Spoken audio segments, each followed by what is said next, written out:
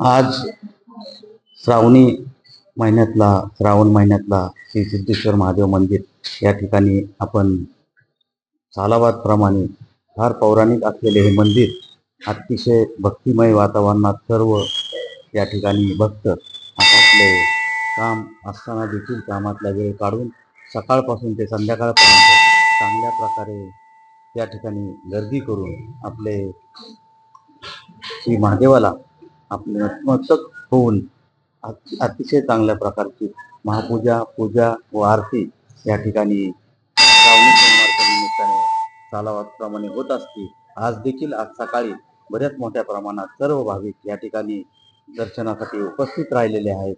लहान मुलं असतील, पुरुष मंडळी असतील, महिला वर्ग असेल, मोठ्या संख्येने पूर्ण दौंड गावठाणातील सर्व जुनं मंदिर असल्या कारणामुळे या ठिकाणी उपस्थित राहतं आणि आज श्रावणी सोमवारच्या निमित्ताने ही उपस्थिती अतिशय जास्तीची असते आणि सर्वच जण ह्या आजच्या सोमवारच्या निमित्ताने महादेवाचं दर्शन घेण्यासाठी अतृप्त असतात आणि त्यांचं ते दर्शन या ठिकाणी मोठ्या भक्तिभावाने होतं आणि अतिशय वातावरण चांगलं असतं. दुपारी आरती असते, सकाळी आरती असते, त्याचप्रमाणे संध्याकाळी देखील खूप मोठ्या प्रमाणात या ठिकाणी गर्दी असते.